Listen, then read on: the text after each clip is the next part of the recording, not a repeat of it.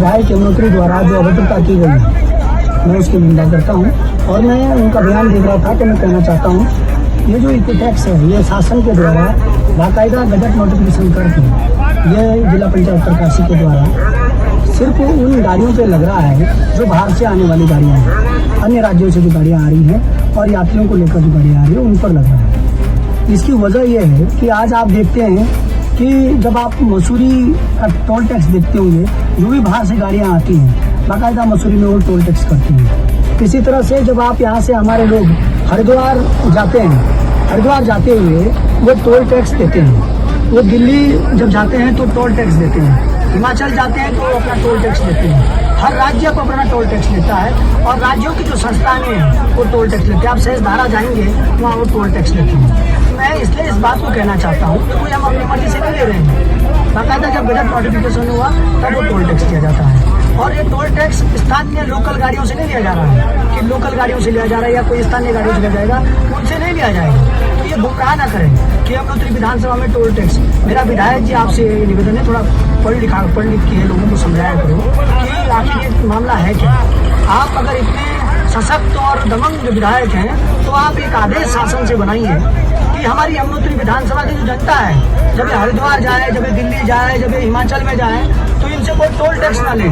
आप ऐसा आदेश बनाएं। आप पिछले दिनों नितिन गडकरी से मिले हैं, नेशनल आपने वहाँ पर जाकर बात करी है, तो उस समय आप ये भी लिख देते कि हमारे यमुनोत्री विधानसभा के लोग जब बाहर जाते हैं तो उनसे लोग टोल टैक्स ना लें। तो आप गुमराह कर रहे हैं। दरअसल आपको दिक्कत यह है कि आपके अंदर एक झापू बना है, जो मैं लोगों से कहता आया हूँ और लोग भी जानते हैं। आप बिना तथ्य के चीजों के साथ एकदम लड़ने भिड़ने चले जाते हैं। आप बताइए, चतुर्थ श्रेणी के कर्मचारियों से लड़ने का क्या औचित्य था?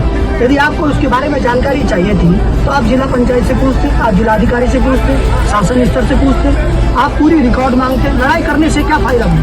मेरा आपसे निवेदन है, ये जो टोल है ये उत्तराखंड में स्थानीय लोगों से नहीं लिया जाएगा, ना लिया जा रहा है, और ये सिर्फ बाहर से आने वाली गाड़ियों से लिया जा रहा है। तो जब आप लोगों ने भी ये चीजें सेंड करते हो, जब आप लोग अभी हरिद्वार जाएंगे टोल वाला आपको वहीं रोक देता है। आप अभी हिमाचल जाएंगे वहाँ टोल वाला रोकता है। तो भारत की जो जहाँ जहाँ ये व्यवस्थाएं हैं राज्यों में और जो उनकी संस्थानें हैं उनके द्वारा ये टोल लिया जाता है, उन स्थानीय लोगों से नहीं लिया जाता है। लेकिन विधायक जी का अपना झामो बना, जबरदस्ती वहाँ लड़ाई करने जाना, क्योंकि दिक्कत आपको क्या है, हर बात पर विरोध करना। दीपक बिजलवान ने पानी के लिए पैसा दिया तो विरोध कर दो। हमने कहा अल्ट्रासाउंड नहीं है चिनालीस रोड में, आप फुटपाथ पर दबंगी दिखाए ना, आप लड़िए ना, वहाँ पर आप जाइए ना लड़ने, हम आपका साथ देंगे। आप परकोट में आज रिफर सेंटर बन रखा हॉस्पिटल, आप उसको ठीक करिए।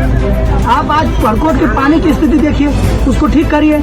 आप कह रहे हैं ये मोहम्मद अजनबी गजनबी, ये बातें जो है ना कि आप अगर यकीन आप लोगों से पूछिए, दीपक बिजलवान सबसे अधिक देवी देवताओं के जो स्थान है वहाँ पर पैसे देने वाले, जो हमने सबसे अधिक स्वीकृति की पैसे दिए हैं।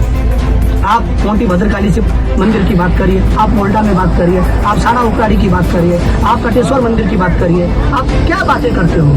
आपके पास कोई तथ्य नहीं है। आपसे जनता परेशान है क्योंकि आपने इन 2-2.5 सालों में अभी तक जनहित में कोई कार्य नहीं किए हैं। आप अनर्गल बातें करते हैं। अगर आप तथ्यात्मक बातों पे करते तो आप कभी इस तरह की हरकत नहीं करते जो आपने करती है। आपसे मेरा निवेदन है, आप अभी भी आपको समझ जाइए, क्योंकि आप जनहित के लिए बने हैं। आप रो के जो बने हो, जनता ने आप पे दया करके बनाई। आज जनता भी परेशान है कि किसको जिता दिया हमने, ये काम का ना काज का।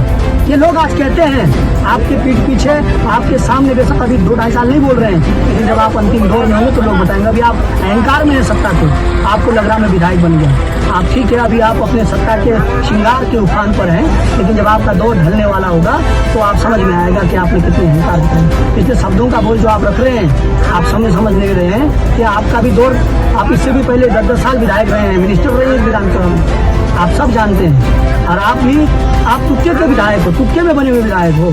आप जान रहे हैं कैसे बने हो, क्योंकि कहीं ना कहीं आपके ऊपर दया धर्म दिखाया है लोगों ने। आपने कोई लोकतांत्रिक क्रांति से नहीं निकले हुए हैं कि आपने कोई कहा अब मैं आ रहा हूँ आप पर, लेकिन मेरे को जितना सताना था, परेशान करना था, जितना जुल्म ढाना था, आप लोगों ने ढा दिया है। जितने जांचें बिठानी थी आप लोगों ने बिठा दी है। अब मैं तुम्हारी विधायक निधि की भी जांच कराने वाला हूँ। तो 10-10, 20-20 हज़ार, 25-25 हज़ार झाड़ी कटाना अभियान चल रहा है ना, सब ले रहा हूँ। आने वाले जब कार्यकाल आपका अंतिम दौर पे होगा, जनता को ये सब भी आएंगे। और मैं कमजोर विपक्ष नहीं हूँ मित्र विधानसभा का। जब मुझे लगा कि बड़कोट की आवाम को पानी की दिक्कत है तो मैंने सब चीजों को ताक में रखते हुए मैंने जो हो सकता था वो किया। हमने कहा नहीं, ये पहले पानी महत्वपूर्ण है, यात्रा व्यवस्था के लिए इसको बनाया जाए। आप किस तरह से आप जाइए कभी डांडा नागराजा, वो पवित्र मंदिर को देखिए, किस तरह की भाषा, किस तरह का बयान आप दे रहे हैं। सुन लीजिएगा आप, न मोहम्मद गजनबी यहाँ आएगा और ना अतीक अहमद बनने दूंगा बड़कोट में किसी को, जो ये चीर फाड़ नदियों की चल रही है। अब धीरे धीरे एक पड़ते पास हो, क्योंकि मैं इस तरह से डरने वाला नहीं हूँ और ना डराने वाला हूँ। तो आप ध्यान रखें, जन आवाम की बात सुनिए। जन आवाम आपसे काम चाहती है। आप दीपक बिजलवान से लड़ लीजिए जिस बिंदु पे लड़ना होगा, लेकिन जनता आपके चक्कर में परेशान